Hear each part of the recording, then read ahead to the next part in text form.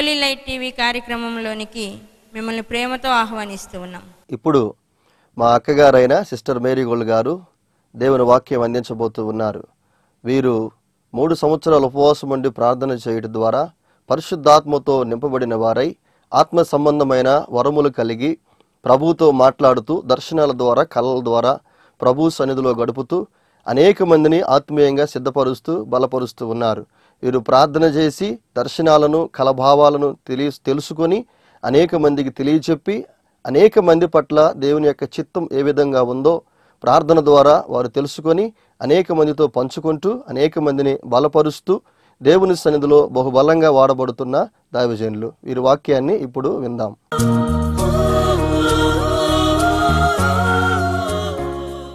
దేవుని సన్నిధిలో మోషేని అనుసరిస్తూ ఉన్నప్పుడు మోషేలాగా ప్రార్థన చేయడం అనేది యెహోషువ జీవితంలో వచ్చేసింది. యెహోషువ ఎలా ఉన్నాడు అంటే మోషే నడిచిన ప్రార్థన ఆత్మ కలిగి. మనము మన నాయకులను అనుసరించడం అంటే వాళ్ళలాగా బట్టలు వేసుకోవడం, వాళ్ళలాగా తయారవ్వడం, వాళ్ళలాగా ఉండడం, వాళ్ళలాగా మన ఇంటిని సిద్ధపరచుకోవడం అలా మనం చేస్తాం. కానీ దేవుని సన్నిధిలో దేవుని సేవకులను మనము గమనించినప్పుడు దేవుడు చెప్పినట్లుగా దేవుని సేవకులను అనుసరించే ప్రార్థనాత్మ అక్కడ మనకి కావాలి. దేవుని సేవకుల యొక్క ప్రార్థన ఎలా నడుస్తున్నారు, ఎలా లోబడుతున్నారు, ఎలా మాట్లాడుతున్నారు, ఏ విధంగా ఉంటూ ఉన్నారు అనేది జ్ఞాపకం చేసుకోవాలి. మోషే దేవుని సన్నిధిలో ఎంత ఓపికగా ఉంటున్నాడు, ఏ విధంగా దేవుని మాట వింటున్నాడు, ఏ విధంగా దేవునికి లోబడుతున్నాడు, దేవుని మాట ప్రకారం ఎలా నడుస్తున్నాడు అనేది యెహోషువ గమనించి ఆ విధానంలో యెహోషువ అలవర్చుకుంటూ ఆ విధానాలను నేర్చుకుంటూ ఉన్నాడు. దేవునికి లోబడడం, దేవుని చిత్తానికి లోబడడం, దేవుని మాట ప్రకారం నడవడం, దేవుని సన్నిధిలో ఆయన చిత్తమంతటి చొప్పున నిలబడడానికి ఆ విధమైన ప్రార్థనాత్మ కలిగిన వాడుగా ఉన్నాడు. మోషే సీనాయి పర్వతం మీదకి వెళ్ళాడు. దేవుడు తన చేవ్రాతతో 10 ఆజ్ఞలు పలకలు వ్రాసి ఇచ్చాడు. ఆయన చేత్తో ఆయన పలకలు తయారు చేసి ఆయన చేత్తో రాసి ఆయన చేవ్రాత కలిగి ఆయనే మోషేకి ఆ పలకలు ఇచ్చాడు. యెహోషువ మోషే పైకి వెళ్ళిన దగ్గర నుండి మేము సీనాయి పర్వతం దగ్గరికి వెళ్ళినప్పుడు చూసాం. సీనాయి పర్వతం ఎక్కుతూ ఉంటే కొంత దూరం వెళ్ళిన తరువాత యెహోషువ వేచి ఉండిన స్థలం అక్కడ కనబడుతుంది. మోషే పర్వతం మీద నుండి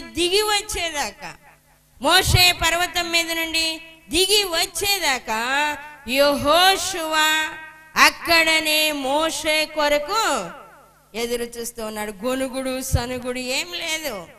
మోషే ఏం చేస్తున్నాడో, దేవుడు ఏం మాట్లాడుతున్నాడో, ఏం చెప్తూ ఉన్నాడో, ఇప్పుడు వచ్చి మోషే నాకేం చెప్తాడో, నేనేమి వినాలో ఆసక్తిగా 40 రోజులు మోషే రాకపోతే యెహోషువ 40 రోజులు అక్కడే ఉన్నాడు. 40 రోజులు యెహోషువ దేవుని యొక్క సన్నిధిలో ఆ నియమించబడిన స్థలములో అదే విధంగా కూర్చొని ఎదురు చూస్తూ ఉన్నాడు. దేవుని యొక్క సన్నిధిలో దేవుని బిడ్డలముగా మనము నియమించబడ్డప్పుడు దేవునికి దేవుని సేవకులకు మనము లోబడాలి. దేవుని సేవకులకు లోబడకపోతే దేవునికి లోబడలేము. వాక్య భాగంలో హెబ్రీలకు రాసిన పత్రికలో ఏమని వ్రాయబడుతూ ఉంది అంటే, హెబ్రీలకు రాసిన పత్రిక 12వ అధ్యాయము 25వ వచనం చూద్దాం. మీకు బుద్ధి చెప్పుచున్న వానిని నిరాకరింపకుండానట్లు చూచుకొనుడి. వారు భూమి మీద నుండి బుద్ధి చెప్పిన వానిని నిరాకరించినప్పుడు తప్పించుకొనకపోయిన ఎడల పరలోకము నుండి బుద్ధి చెప్పుచున్న వానిని విసర్జించు మనము తప్పించుకొనకపోవుట మరి నిశ్చయము. భూమి మీదనున్న బుద్ధి చెప్పుచున్న నాయకులకు మనము లోబడకపోతే, భూమి మీద నుండి బుద్ధి చెప్పుచున్న వారికి మనము లోబడకపోతే దేవునికి ఎలా లోబడతాము? దేవునికి లోబడడం ఎలా సాధ్యమవుతుంది? ఒక నాయకునికే నీవు లోబడలేకపోతే, ఒక దైవజనునికి నీవు విధేయత చూపకపోతే దేవుడు నిన్ను ఏ విధంగా హెచ్చిస్తాడు? ఏ విధంగా నీకు కృప చూపుతాడు? ఏ విధంగా నీకు సహాయం చేస్తాడు? దేవుని సన్నిధిలో ఆయన ఏ విధంగా మనకు తోడై ఉండాలో ఆ విధానాలను నేర్చుకోవాలి అంటే ముందు మనము మన నాయకులుగా ఉన్న వాళ్ళని అనుసరించాలి. ఏ విషయంలో అనుసరించాలి? ప్రార్థన ఆత్మ విషయంలో, ప్రార్థనా విధానాల విషయంలో, ఉపవాసాల విషయంలో, పట్టుదల విషయంలో, జ్ఞానము విషయంలో, వాక్య ధ్యానము విషయంలో, వీటిల్లో దేవుని యొక్క బిడ్డలకు లోబడి జీవించాలి. దేవుని బిడ్డలకు లోబడి జీవించాలి. హెబ్రీయులకు రాసిన పత్రిక 13వ అధ్యాయంలో ఇంకొక మాట వ్రాయబడుతుంది. 17వ వచనంలో ఏమని వ్రాయబడుతుందంటే, మీ పైని నాయకులుగా ఉన్నవారు లెక్క చెప్పవలసిన వారి వలె మీ ఆత్మలను కాయుచున్నారు. వారు దుఃఖముతో ఆ పని చేసిన ఎడల మీకు నిష్ప్రయోజనము గనుక దుఃఖముతో కాక ఆనందముతో చేయునట్లు వారి మాట విని వారికి లోబడి ఉండండి. ఏం చేయాలంట? ఇక్కడ వాక్యంలో వ్రాయబడుతుంది, మీ పైని నాయకులుగా ఉన్నవారు లెక్క చెప్పవలసిన వారి వలె మీ ఆత్మలను కాయుచున్నారు. లెక్క చెప్పవలసిన వారి వలె మీ ఆత్మలను కాయుచున్నారు. వారు దుఃఖముతో ఆ పని చేసిన ఎడల మీకు నిష్ప్రయోజనముగా కనుక దుఃఖముతో కాక ఆనందముతో చేయనట్లు వారి మాట విని వారికి లోబడి ఉండుడి. దేవుని యొక్క సేవకులకు, దేవుని యొక్క ప్రవక్తలకు, పరిచారకులు ఖచ్చితంగా ఉంటారు అంతే. మోషేకి పరిచారకుడు ఉన్నాడు, ఎలీషాకు పరిచారకుడు ఉన్నాడు, ఏలియాకు పరిచారకుడు ఉన్నాడు, శిష్యులకు పరిచారకులు ఉన్నారు, యేసయ్యకు పరిచారకులు ఉన్నారు. ఈ విధంగా దేవుని బిడ్డలకు పరిచారకులు ఖచ్చితంగా ఉంటారు, అవసరం. అయితే వాళ్ళు ఏ విధంగా ఉండాలి, ఏ విధంగా ఉంటే దేవుని యొక్క ఆశీర్వాదము వస్తుందో ఇక్కడ వాక్యంలో తెలియజేయబడుతుంది. ఏ విధంగా ఉండాలి, ఏ విధంగా వాళ్ళు ఉండాలి. ఎలీషాకు ఒక పరిచారకుడు ఉన్నాడు. గెహాజీని పరిచారకుడుగా దేవుని యొక్క సన్నిధిలో ఎలీషా దగ్గర పరిచారకుడుగా పరిచర్య చేస్తూ ఉంటే గెహాజీ యొక్క ఆలోచన అంతా ఏంటి? నేను ఎలీషా ప్రవక్తలాగా ఎలా ప్రార్థన చేయాలో, ఏ విధంగా మాట్లాడాలో, ఏ విధంగా వచ్చిన వాళ్ళ దగ్గర ఆ మెప్పు పొందాలో, ఏ విధంగా చేయాలని ఆ ఒక ఆలోచన ఆ గెహాజీలో ఉన్నందున ఏమైపోయింది? ఎలీషా ప్రవక్తకు ఒక దినాన భయంకరమైన బాధ కలిగింది. గెహాజీని చూడగానే ఏం చేశాడు? సిరియా దేశస్థుడైన నయమాను వస్తే ఆ నయమానుతో ఆ ఎలీషా ప్రవక్త అంటున్నాడు, నీ దగ్గర నేనేం తీసుకోను, నాకేం అక్కర్లేదు, నువ్వు వెళ్ళి యోర్దాను నదిలో 7 సార్లు మునుగు అని చెప్పాడు. 7 సార్లు మునిగితే నీ కుష్ఠరోగం బాగైద్ది, నువ్వేదో ఈ డబ్బు, ఈ వస్త్రాలు, ఈ బంగారము ఇద్దామని వచ్చావు, ఇవి నాకు అక్కర్లేదు అని చెప్తాడు. ఆయన బయటికి కూడా రాకుండా జవాబు చెప్పి పంపుతాడు. కానీ గెహాజీకి వాటి మీద మనసు వచ్చింది, వాటి మీదనే మనసుంది. వాటిని ఎలా సంపాదించాలి? ఇక్కడ పని చేస్తూ ఉన్నాడు, ఊడుస్తూ ఉన్నాడు, పరిచారకుడుగా పరిచర్యలో ఉన్నాడు, కానీ మనసంతా వాటి మీద ఉన్నప్పుడు ఏమైంది? నయమానుకు కలిగిన కుష్ఠరోగము వచ్చేసింది. నయమానుకు కలిగిన కుష్ఠరోగం వచ్చింది. కానీ యెహోషువ అలాంటి వాడు కాదు. యెహోషువ నమ్మకమైన వాడు. ఆ యొక్క పరిచర్య చేయటంలో, దేవుని సన్నిధిలో ఉండటంలో నమ్మకత్వము అనేది ప్రధానంగా ఉండాలి. మొట్టమొదట ఉండవలసినది ఏంటంటే నమ్మకత్వము. నమ్మకము కలిగి దేవుని యొక్క సన్నిధిలో దేవుని బిడ్డలకు లోబడి జీవిస్తూ ఉంటే దేవుడు కూడా వాళ్ళ మీద దృష్టి నిలుపుతాడు. ఏలియా దగ్గర ఎలీషా నమ్మకంగా ఉంటే ఎలీషాని అభిషేకించి ఆ విధంగా ఉన్నతమైన ప్రవక్తగా, ఉన్నతంగా ఏలియా కంటే ఎక్కువగా పరిచర్య చేసేటట్లుగా ఇక్కడ యెహోషువ మోషే దగ్గర పరిచారకుడిగా నమ్మకస్తుడిగా ఉన్నాడు. ఏ రోజు దేని గురించి, వ్యర్థమైన వాటి గురించి యెహోషువ ఆలోచించినట్లుగా బైబిల్లో వ్రాయబడలేదు. యెహోషువ నమ్మకమైన వానిగా ఉన్నందున ఆ తరువాత బాధ్యతలు ఎలా వస్తూ ఉన్నాయి? యెహోషువ భయపడుతూ ఉన్నాడు. అయ్యో నాకు చేత కాదు, అయ్యో నేను చేయలేను, నేనే పని చేయడానికి తగిన వాడను కాదయ్యా, నాకు చేత కాదు ప్రభు అంటే, మోషేకు తోడయ్యన్నట్టు నేను నీకు తోడై ఉంటాను, మోషేకు తోడయ్యన్నట్టు నేను నీకు తోడై ఉంటాను. మోషే చూస్తూ ఉన్నాడు ఎవరిని నియమించాలా, ఎవరు నమ్మకస్తులంటే యెహోషువ. ఆ యెహోషువ కలిగి ఉన్న నమ్మకం ఇంకెవరిలో కనబడలేదు. అందుకే ఏం చేశాడు మోషే? యెహోషువ మీద చేతులు పెట్టగానే యెహోషువకి జ్ఞానము కలిగిన ఆత్మ వచ్చిందంట. వాక్య భాగంలో మనము చూస్తూ ఉంటే ద్వితీయోపదేశ కాండము 34వ అధ్యాయము 9వ వచనం, మోషే తన చేతులను నూను కుమారుడైన యెహోషువ మీద ఉంచి ఉండెను గనుక అతడు జ్ఞానాత్మ పూర్ణుడాయను. కాబట్టి ఇశ్రాయేలీలు అతని మాట విని యెహోవా మోషేకు ఆజ్ఞాపించినట్లు చేసిరి. మోషే తన చేతులను నూను కుమారుడైన యెహోషువ మీద ఉంచి ఉండెను గనుక అతడు జ్ఞానాత్మ పూర్ణుడయ్యాడు. జ్ఞానాత్మ పూర్ణుడు దేవుని సేవకులను అనుసరించేది ఏ విషయములో? ఎందుకు అంటే జ్ఞాన ఆత్మ పూర్ణత కలిగి ఉండడానికి, జ్ఞానాన్ని సంపాదించడానికి, ప్రార్థనాత్మను సంపాదించడానికి, దేవునికి ఎలా లోబడాలో నేర్చుకోవడానికి, ఎలా వాక్య ధ్యానము చేయాలో నేర్చుకోవడానికి, ఇలాంటి విషయాలకి దేవుని సేవకుల్ని మనము అనుసరించాలి. మోషేని యెహోషువ అనుసరించాడు. మోషే లోబడినట్లుగానే యెహోషువ లోబడ్డాడు. ఎక్కడ ఏ విషయంలోనూ మోషేకి విరోధంగా నడిచినట్లుగా వాక్యంలో లేదు. దేవుని ఆత్మకు విరోధంగా ఆలోచన చేసినట్లుగా వాక్యంలో లేదు. యెహోషువ దేవునికి లోబడినందున, మోషేకి లోబడి మోషే మాట ప్రకారము జీవించినందున మోషే తన చేతులు యెహోషువ మీద ఉంచాడు. మోషే తన చేతులు యెహోషువ మీద ఉంచినప్పుడు యెహోషువ జ్ఞానాత్మ పూర్ణుడైతే ఆ జ్ఞాన ఆత్మ ఎలా నడవాలో, ఎలా ప్రజలను నడిపించాలో, ఏం చేయాలో, ధైర్యం కావాలంటే ఏం చేయాలో, దేవుని సన్నిధిలో నిరంతరము నిలబడాలి అంటే ఏం చేయాలో ఆ జ్ఞానాత్మ నడిపిస్తూ ఉంది.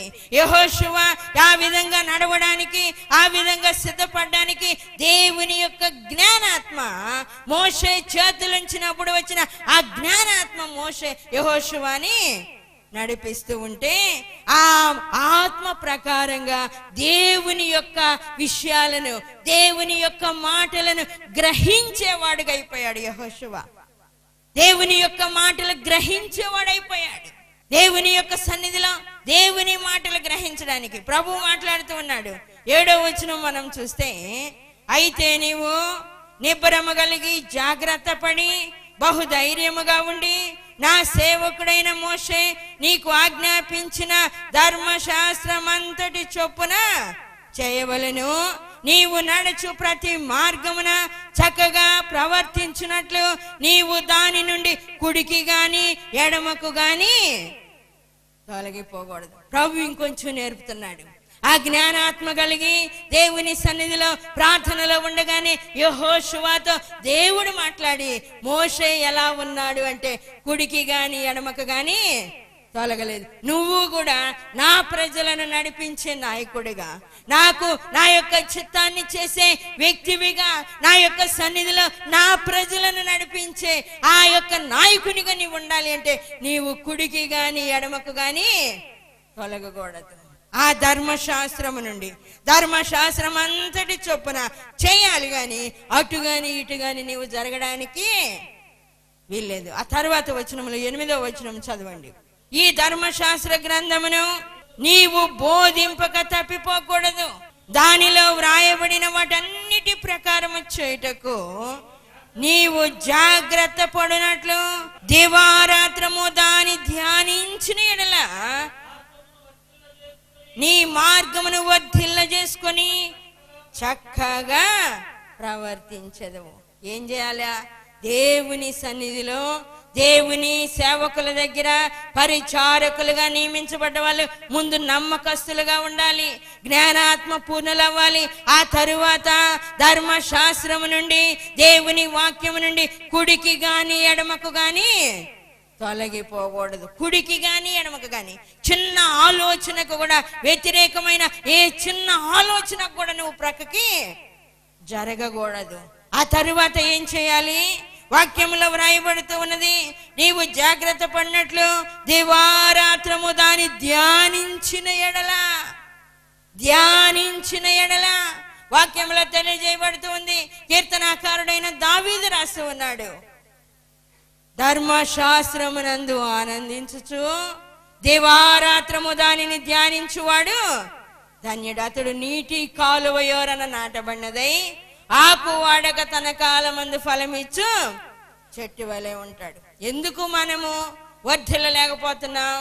ఎందుకు నిలబడలేకపోతున్నాం? ఎందుకు బలహీనమైపోతున్నాం? ఎందుకు దేవునికి దూరం అయిపోతున్నాం?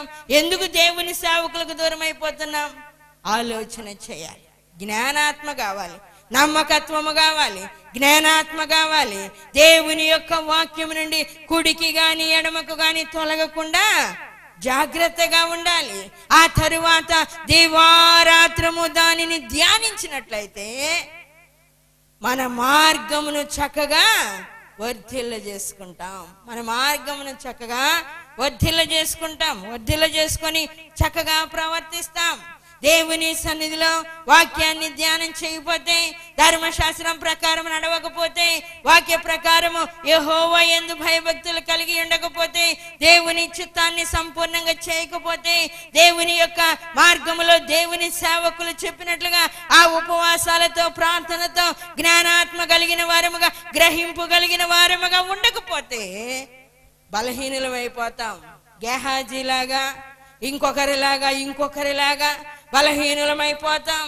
దేవుని సన్నిధిలో యెహోషువ వలె ఉండాలి అంటే, ఎలీషా వలె ఉండాలి అంటే, దేవుని యొక్క సన్నిధిలో ఆయన శిష్యుల్లాగా ఉండాలి అంటే, ఆయన శిష్యుల యొక్క పరిచారకుల్లాగా ఉండాలి అంటే, పౌలు భక్తుడు అంటున్నాడు ఆయన పరిచారకులు ఎలా ఉండాలో పౌలు భక్తుడు చెప్తూ ఉన్నాడు, నీ పైన నాయకులుగా ఉన్న వారికి నీవు లోబడి జీవించాలి అని. ఆ విధంగా మనము నడిస్తేనే, ఆ విధంగా జీవిస్తేనే దేవుని యొక్క చిత్తాన్ని సంపూర్ణంగా చేయగలుగుతాం. యెహోషువ మోషే కోసం కనిపెట్టుకొని ఉన్నాడు. మోషే ప్రకారం ప్రార్థనాత్మ నేర్చుకున్నాడు.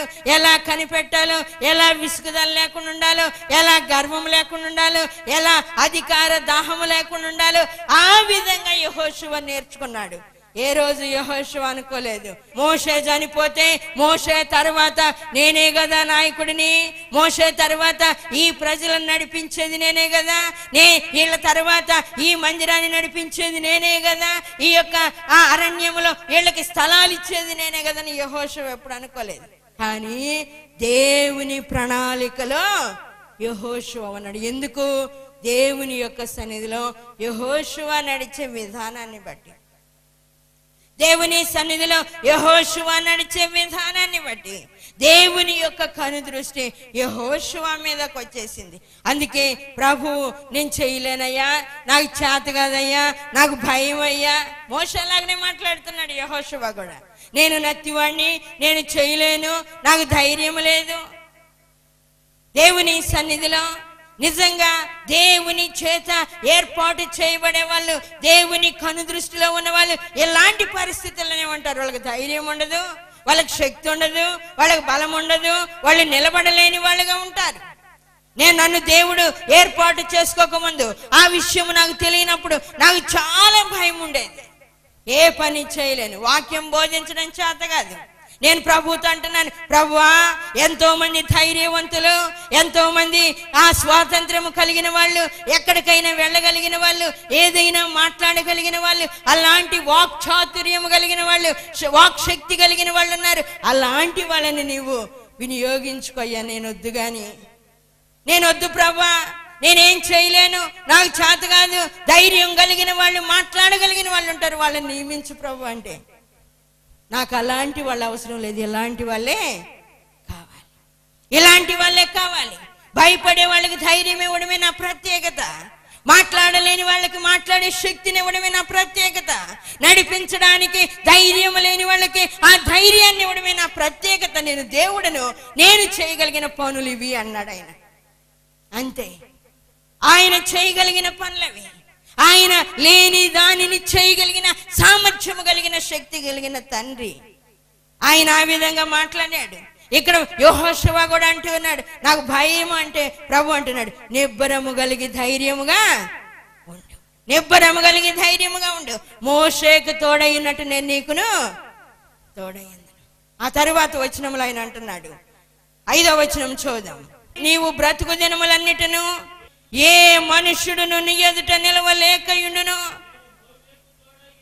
నేను మోషేకి తోడై ఉండినట్లు నీకును తోడయ్యుందును. నిన్ను విడువను, నిన్ను ఎడబాయను. నిబ్బరము కలిగి ధైర్యముగా నుండుము. వారికిచ్చదనని నేను వారి పితరులతో ప్రమాణము చేసిన ఈ దేశమును నిశ్చయముగా నీవు ఈ ప్రజల స్వాధీనము చేసేదవు. నిశ్చయముగా నీవు ఈ ప్రజల స్వాధీనము చేసేదవు. ఏమోనయ్యా, నేను చేయగలనో లేదో, నువ్వు చెప్తున్నావు, చివరి వరకు నేను నడిపించగలనో లేదో, మధ్యలో నేను ఆగిపోతానేమో, చేతగాని స్థితిలో అయిపోతానేమో అంటే ప్రభు అన్నాడు, నిశ్చయముగా నీవు వీళ్ళని తీసుకెళ్ళి ఆ స్థలాలలో వాళ్ళ స్వాధీనంలో ఉంచుతావు. ఏం భయపడాల్సిన అవసరం లేదు. నిబ్బరము కలిగి ధైర్యంగా ఉండు. మోషేకు తోడై ఉండినట్లు నేను నీకు తోడై ఉంటాను. చాలా శ్రేష్టమైన మాట. ఏం మాట్లాడుతున్నాడు అంటే, నీ బ్రతుకు దినములన్నీయు, నీ బ్రతుకు దినములన్నీయు ఏ మనుష్యుడును నీ ఎదుట నిలవలేకయుండును. దేవుని సేవకులు మండుచూ ఉంటే, ప్రార్థన చేస్తూ ఉంటే, దేవుని శక్తి కలిగి ఉంటే, ఆ దేవుని సేవకుల ముందు ఏ మనుషుడు నిలవలేడు. ఏ మనుషుడు నిలవడం సాధ్యము కాదు. యెహోషువతో ప్రభు మాట్లాడుతున్నాడు, నీ బ్రతుకు దినములన్నీ ఏ మనుషుడు నీ ఎదుట నిలవలేకయుండును. మోషేకు తోడైనట్లు నేను నీకు తోడై, మోషేకు తోడైనట్లు నేను నీకు తోడైందును. యెహోషువ దేవుని యొక్క చిత్తానుసారంగా ఆ విధంగా నడిచిన తరువాత, ఆ విధంగా వాక్య ధ్యానం చేస్తూ ఉన్నప్పుడు, ఆ విధంగా దేవుని సన్నిధిలో దేవుని చిత్తానుసారంగా ధైర్యం తెచ్చుకొని నిలబడినప్పుడు అప్పుడు ప్రజలందరూ యెహోషువతో మాట్లాడుతూ ఉన్నారు.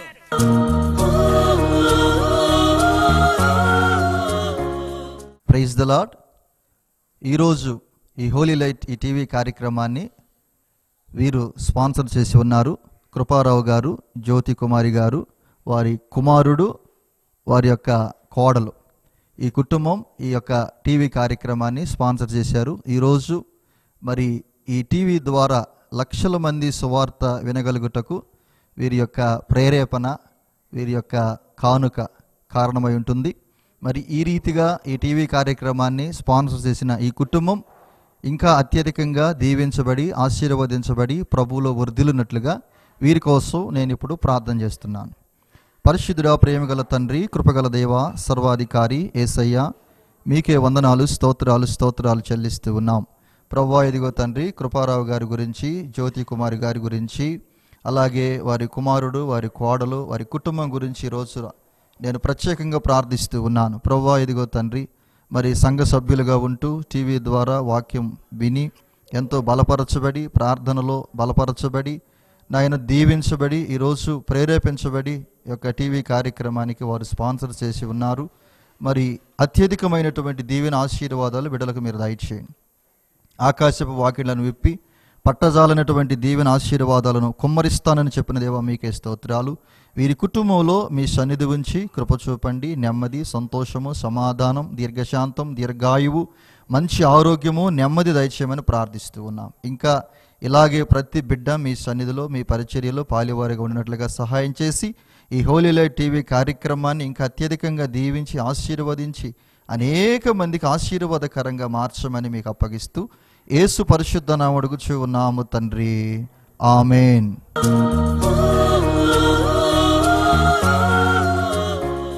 క్రీస్తునందు ప్రియులైన హోలీ లైట్ టీవీ కార్యక్రమాన్ని చూస్తున్న మీ అందరికీ నేను తెలియజేస్తూ ఉన్నాను. ప్రకాశం జిల్లా పొదిలిలో హోలీ స్పిరిట్ చర్చిలో ప్రతి ఆదివారం ప్రార్థన కూటం జరుగుతుంది. అలాగే ప్రతి నెల 2వ శనివారం ఉదయం 11 గంటల నుంచి సాయంత్రం 3 గంటల వరకు ఉపవాస ప్రార్థన కూటం జరుగుతుంది. ఈ ప్రతి ఆదివారపు ఆరాధనలో ప్రతి నెల 2వ శనివారం జరిగే ఉపవాస కూటంలో మేరీగొళ్ళక్క వాక్యం బోధించి అనేక మంది కొరకు ప్రార్థిస్తూ ఉన్నారు. ఇప్పటికే చాలామంది ఈ ప్రార్థనలో పాల్గొని వారు సమస్యల నుంచి విడుదల పొంది, అనారోగ్యం నుంచి విడుదల పొంది, స్వస్థత పొంది, దీవించబడి, ఆశీర్వదించబడి, ఎంతో బలపరచబడి దేవుని సన్నిధిలో వారందరూ సాక్షులుగా ఉన్నారు. మరి అవకాశం ఉంటే మీరు కూడా ఈ హోలీ స్పిరిట్ చర్చిలో జరిగే ప్రతి ఆదివారపు ఆరాధనలో, అలాగే ప్రతి నెల జరిగే ఉపవాస ప్రార్థన కూటంలో పాలుపంపులు పొంది దేవుని దీవెన ఆశీర్వాదాలు పొందాలని ప్రేమతో మీ అందరినీ ఆహ్వానిస్తూ ఉన్నాం.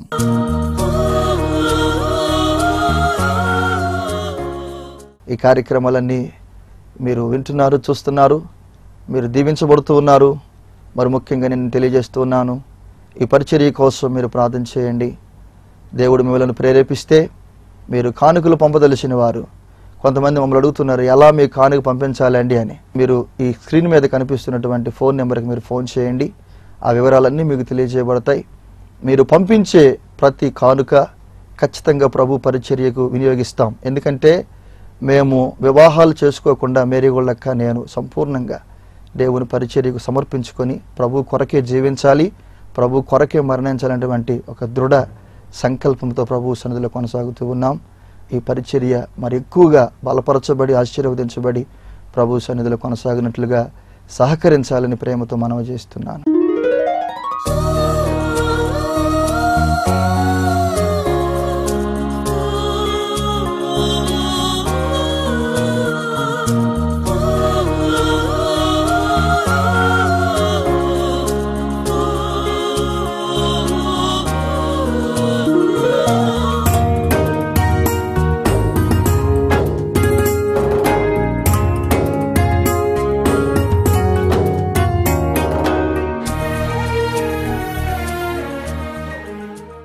ప్రార్థన అవసరతల కొరకు ఎవరైనా ప్రేరేపించబడి కానుకలు పంపాలనుకున్న వారికి మరిన్ని వివరముల కొరకు మమ్మలను సంప్రదించవలసిన చిరునామా Marigold Foundation, Holy Spirit Church, Vishwanathapuram, Podili, Prakasam జిల్లా, పిన్ కోడ్ 523240.